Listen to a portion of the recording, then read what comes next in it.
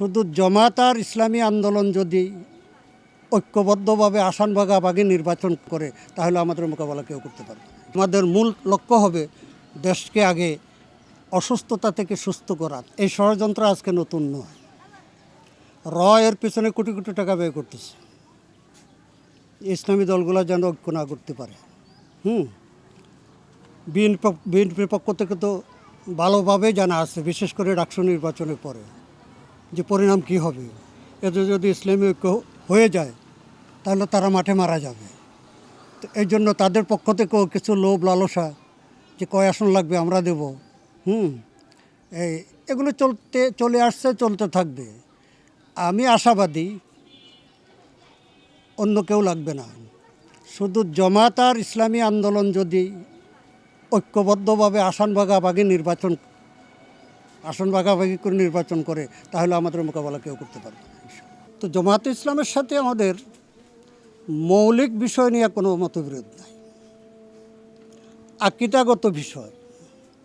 একটা বিষয় হলো যে নবীগণ নিষ্পাপ কিনা। আমাদের আহলে সুন্নাতুল জামাতের আকীদা বিশ্বাস হলো সমস্ত নবীগণ নিষ্পাপ। আল্লাহ পাক যাদের কাছ থেকে নবুয়তের কাজ নেবেন আল্লাহ পাক কুদরতিভাবে তাদেরকে নিষ্পাপ রাখেন। দ্বিতীয় হলো আদালতে সাহাবা, সত্যের মাপকাঠি সাহাবা ইকরাম। হুজুর সাল্লাল্লাহু আলাইহি সাল্লাম বলছেন আসহাবি কান্নুজুম বিআইহিম ইহতাদাইতুম। এই জন্য সাহাবা ইকরাম সমালোচনার ঊর্ধ্বে। ভুল ত্রুটি থাকতে পারে কিন্তু আপনি সমালোচনা করতে পারবেন না, কারণ সাহাবা ইকরামকে বিবেচনা করতে হবে কোরআন এবং হাদিসের মাধ্যমে, ইতিহাসের মাপকাঠি দিয়ে নয়। মওদুদী সাহেব মরহুম, আল্লাহ পাক জান্নাতবাসী করুক, উনি বিবেচনা করছেন ইতিহাসের মধ্যে। আর ইতিহাস যে কেমন, বাংলাদেশে মুক্তিযুদ্ধ শহীদের সংখ্যা কত? 30 লক্ষ। 30,000 যদি আমাকে পুরা করে দিতে পারে আমার সমস্ত অর্থ সম্পদ আমি তাকে দান করি। এত বড় গাঁজাখুরি ইতিহাসের মধ্যে চলে আসতেছে। তো এই ইতিহাস দিয়ে আপনি সাহাবা ইকরামদেরকে কীভাবে বিবেচনা করবেন? আর কিছু মাসলা মাসাইলের ব্যাপারে মওদুদী সাহেব আলেম ছিলেন না, তার নিজস্ব কিছু তাফসির, ব্যাখ্যা, মাসলা মাসাইল এগুলি নিয়ে আমাদের মতবিরোধ আছে। কিন্তু জামাত 5 ওয়াক্ত নামাজ পড়ে, তাদের রোকন সমর্থকেরা 5 ওয়াক্ত নামাজ পড়ে। এখন জামাত ইসলামী দলগুলোর সাথে ঐক্যজোট গঠন করবে, এটাতে তাদের আপত্তি, ভালো কথা, তারা না আসুক।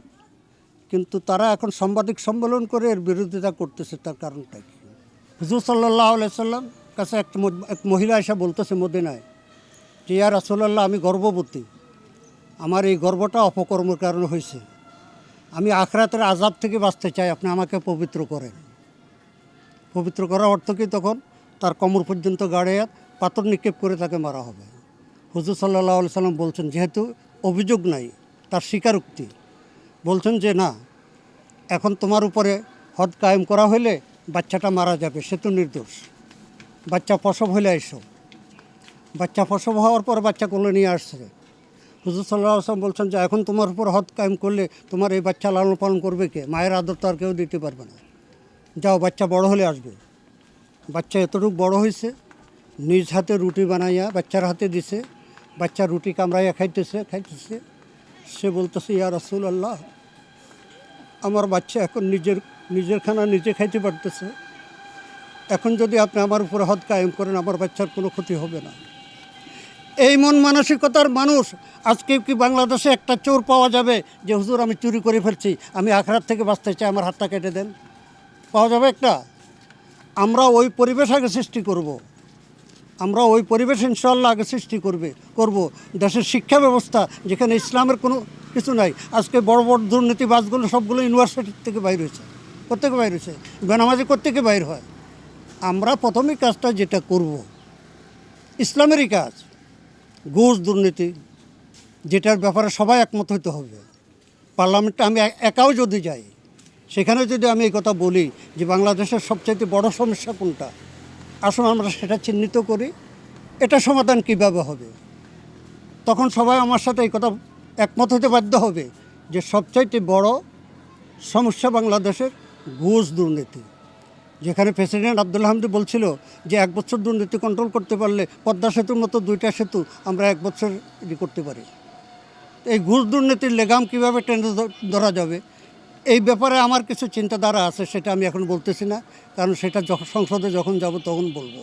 হ্যাঁ, তো আমাদের মূল লক্ষ্য হবে দেশকে আগে অসুস্থতা থেকে সুস্থ করা, তারপরে তার মাথায় কি বোঝা দেওয়া যাবে। হ্যাঁ, ইসলামিক উম্মত এত সহজ বিষয় নয়, বুঝে আসছে না।